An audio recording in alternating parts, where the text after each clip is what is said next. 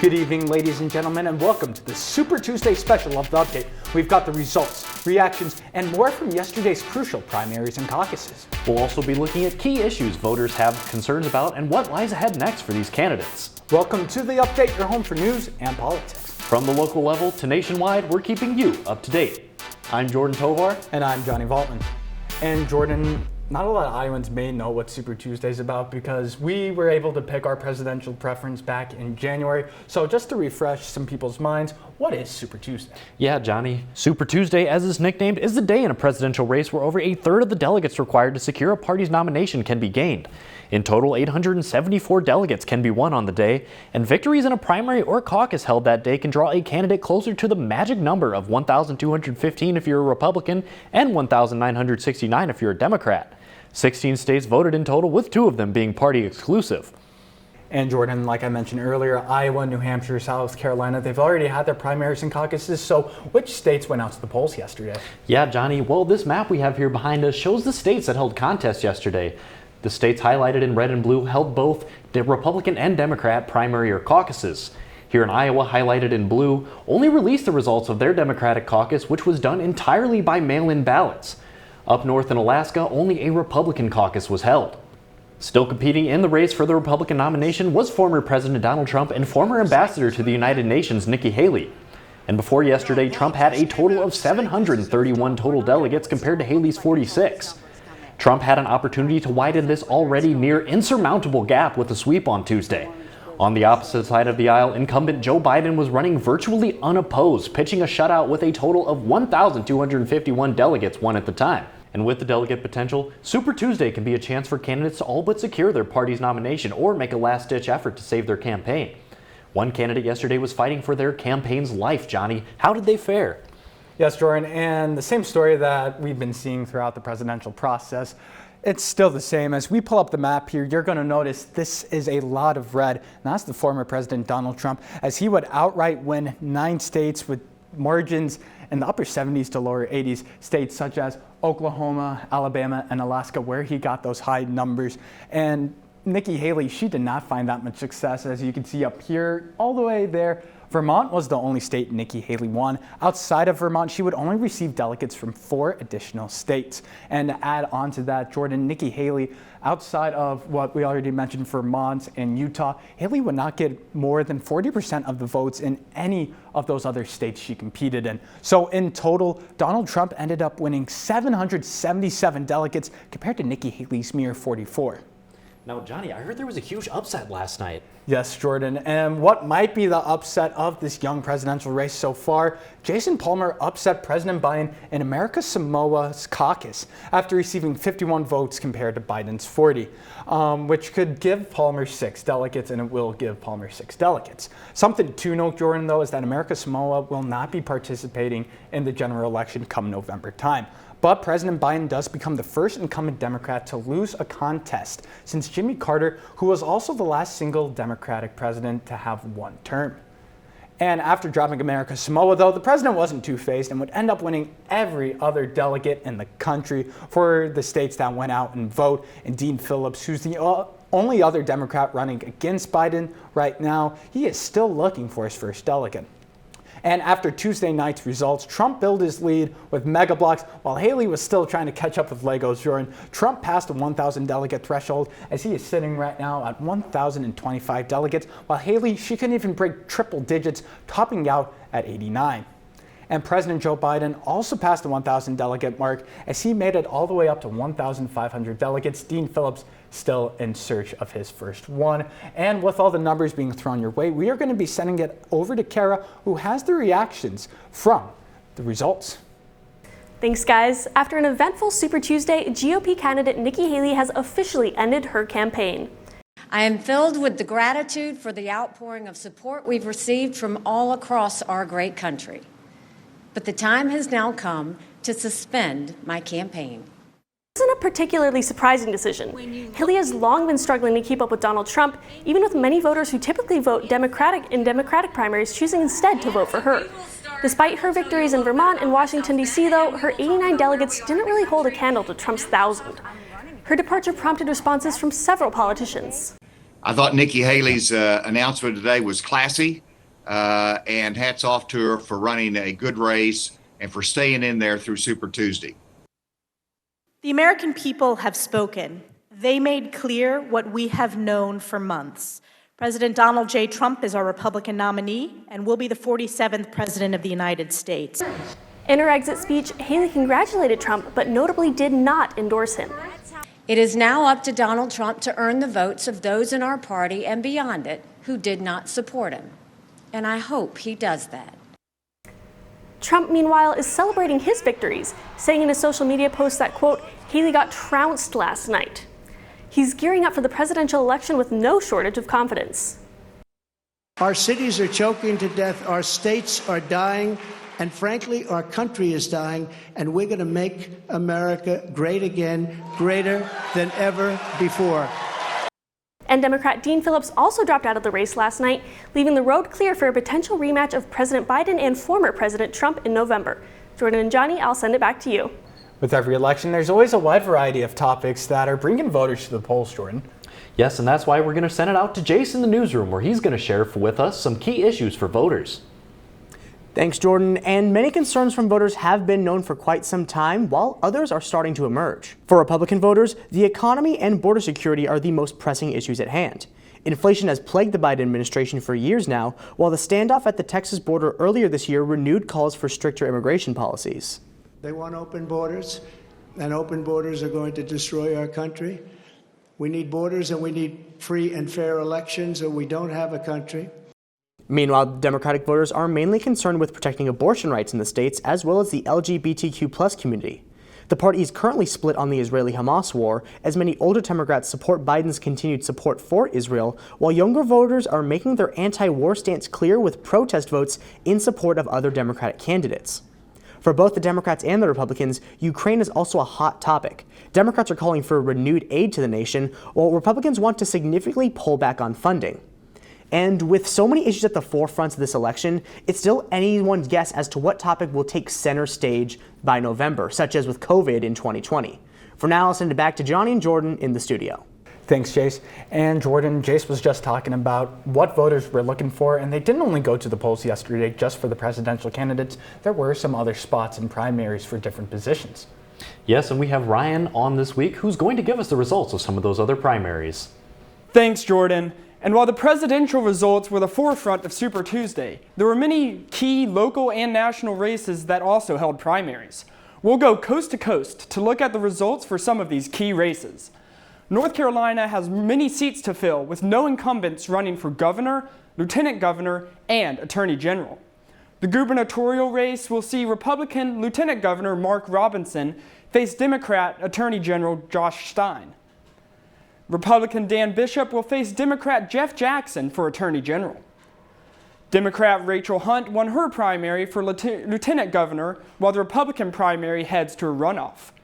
Alabama, Texas, and California all held national primaries of significance.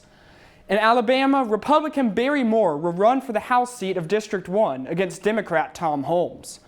The Democrat race for House District 2 will conduct a runoff for both parties. In Texas, Democrat Colin Allred is set to face Republican incumbent Ted Cruz in November. The California Senate race will advance Democrat Adam Schiff to face Republican Steve Garvey with no incumbent running. Republican Scott Bowe will face Democrat Dave Mend for the California House seat of District 47. These races will likely heat up as the party nominees shift their campaigns to now oppose their rival party counterparts until the November general election. Back to you, Jordan. Thanks, Ryan. While today saw any potential challenger to a Biden-Trump rematch drop out of the race, there are still a few more important events on the campaign trail. The next contest taking place after Super Tuesday will be the Hawaii Democratic primary, which was held today. The last set of votes will take place on June 4th, with Washington, D.C., Montana, New Jersey, New Mexico, and South Dakota all going to the polls on that day. This leads to the Republican and Democratic national conventions, which will be held in the summer on July 15th through the 18th and August 19th through the 22nd, respectively. These conventions will announce the final decision for parties for their presidential nominees. These nominees will also announce who their vice president will be at this convention as well. While Joe Biden already has Kamala Harris as his running mate for the Democrats, Donald Trump has yet to announce who his vice president will be. The general presidential election will take place on November 5th, 2024, where if the candidate gets at least 270 electoral votes, they will win the presidency. And after that, they will be the inauguration next year on January 20th, 2025. Thanks, Ryan. While today saw any potential challenger to a Biden-Trump rematch drop out of the race, there are still a few more important events on the campaign trail. The next contest taking place after Super Tuesday will be the Hawaii Democratic primary, which was held today. The last set of votes will take place on June 4th, with Washington, D.C., Montana, New Jersey, New Mexico, and South Dakota all going to the polls on that day. This leads to the Republican and Democratic national conventions, which will be held in the summer on July 15th through the 18th and August 19th through the 22nd, respectively. These conventions will announce the final decision for parties for their presidential nominees. These nominees will also announce who their vice president will be at this convention as well. While Joe Biden already has Kamala Harris as his running mate for the Democrats, Donald Trump has yet to announce who his vice president will be. The general presidential election will take place on November 5th, 2024, where if the candidate gets at least 270 electoral votes, they will win the presidency. And after that, they will be the inauguration next year on January 20th, 2025. Thanks, Jordan. And before we get too ahead of ourselves, I would like to take a time and reflect on the candidates who have dropped. I personally have been able to cover 14 of the presidential candidates during this cycle, and with only 2 remaining, I would like to take the time to remember those who've dropped.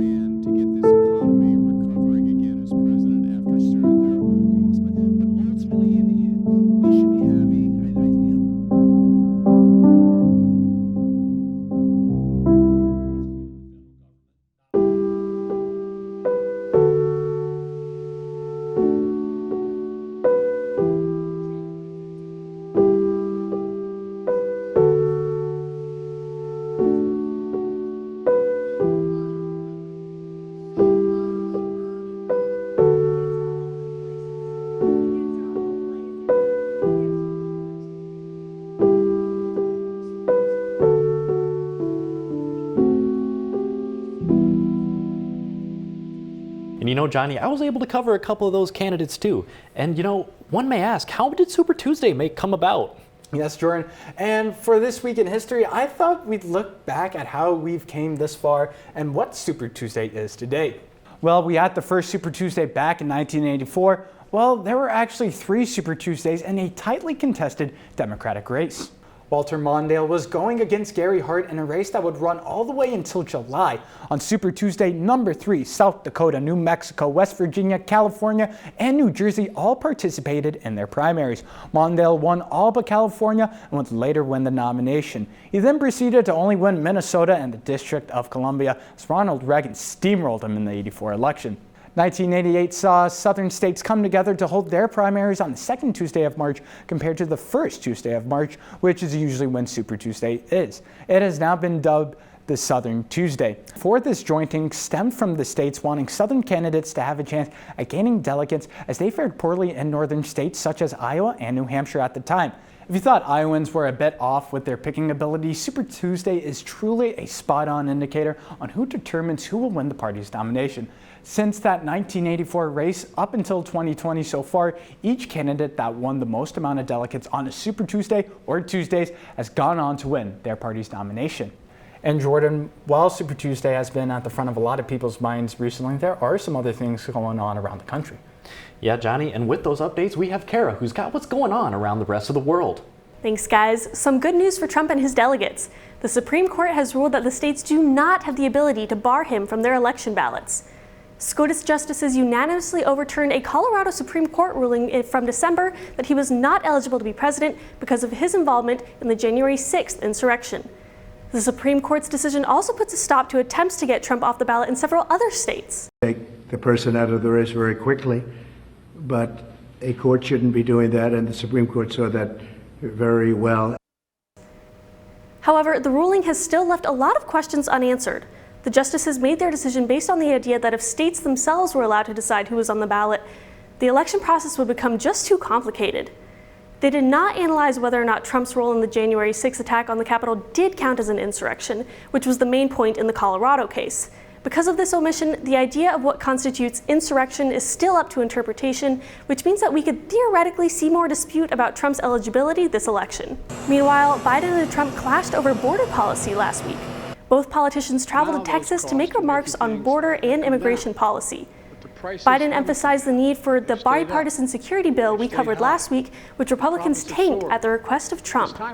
He also addressed Trump's role in the bill's failure, saying, quote, "Instead of playing politics with the issue, join me or I'll join you in telling Congress to pass this bill. You know and I know it's the toughest, most efficient, most effective border security bill this country's ever seen," unquote. Meanwhile, Trump maintained his stance against the bill, against migrants, and against Biden. He brought up the recent killing of a college student in Georgia. Noting that the current suspect is a migrant from Venezuela, he said, quote, "Crooked Joe has the blood of countless innocent victims," unquote. It's expected that each presidential candidate will continue using their respective stances on immigration to their advantage heading into the election. Jordan and Johnny, I'll send it back to you. And Jordan, Super Tuesday was a big day. A lot of Americans participated in it, and that's where you will see a lot of misinformation being spread. For sure, Johnny. And now we'll send it back to Jayce, where he's going to share some fake news surrounding Super Tuesday. Thanks, Jordan. And I'd like to start with claims surrounding Facebook's technical difficulties on Tuesday.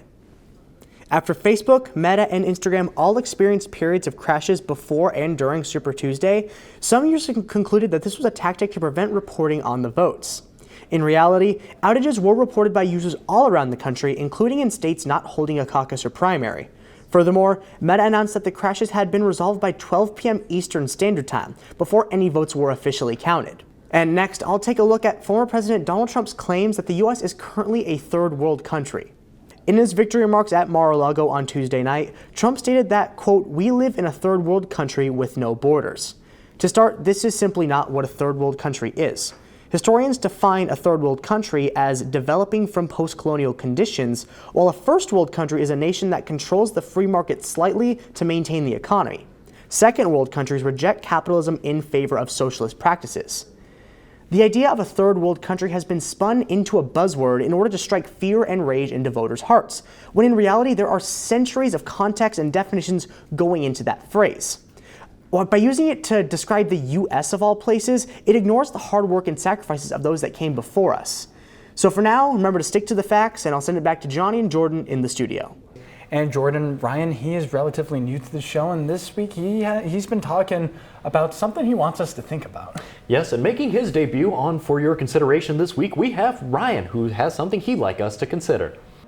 Thanks, Jordan. And this week, as the presidential election field narrowed, I'd like to shift the focus to the impact of political support. And while endorsements from politicians will likely fall on party lines, it can get interesting in the private sector, especially in the world of music. The 1960s saw the flower power age with much push for peace in the midst of conflicts, such as the Vietnam War. John Lennon's Give Peace a Chance in 1969 was a hallmark of the anti-war movement. The single peaked at 14 on the Billboard Hot 100 with the simple message in its chorus, to give peace a chance. More recent songs have become further politicized, such as Facts by Tom MacDonald and conservative commentator Ben Shapiro. The song peaked 2 spaces behind Lennon's anthem at 16 on the Billboard Hot 100. Taylor Swift provided an endorsement for Joe Biden and Kamala Harris in 2020 election, but has yet to provide any candidate endorsements this election cycle. Ahead of Super Tuesday, she simply encouraged her fan base to go out and vote for the candidate that most represents their own respective beliefs.